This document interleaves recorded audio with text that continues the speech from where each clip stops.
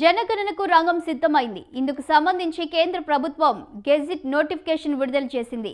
2 దశల్లో జరగబోయే ఈ జనగణన 2026 అక్టోబర్ 1న ప్రారంభం కానుంది. 2027 మార్చి 1 నాటికి పూర్తి చేయాలని ప్రభుత్వం లక్ష్యంగా పెట్టుకుంది. ఇది దేశంలో జరగబోయే 16వ జనగణన. స్వాతంత్ర్య అనంతరం జరిగే 8వ జనాభా లెక్కింపుగా నిలవబోతుంది. నిజానికి 2021లో ఈ జనగణన జరగాల్సి ఉంది. ఈ మేరకు 2019లో నోటిఫికేషన్ విడుదలైంది.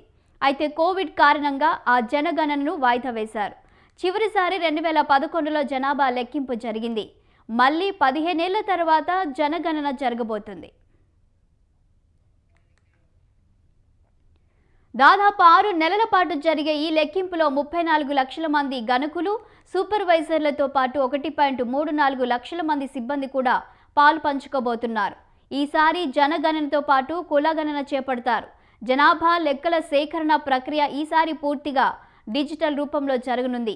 గణన సిబ్బంది ట్యాబ్లెట్ పరికరాల ద్వారా వివరాలను నమోదు చేస్తారు. అంతేకాకుండా ప్రజలు తమ వివరాలను తామే సొంతంగా నమోదు చేసుకునేందుకు ప్రభుత్వం వీలు కల్పించనుంది.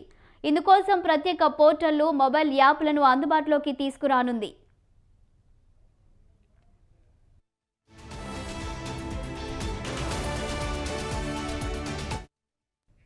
సేకరించిన సమాచారం భద్రతకు అత్యంత ప్రాధాన్యత ఇస్తున్నట్లు కేంద్ర హోం మంత్రిత్వ శాఖ స్పష్టం చేసింది.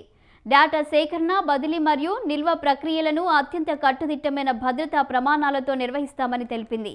15 సంవత్సరాల తర్వాత జరుగుతున్న ఈ జనగణన దేశ అభివృద్ధి ప్రణాళికలకు కీలక సమాచారాన్ని అందించనుంది.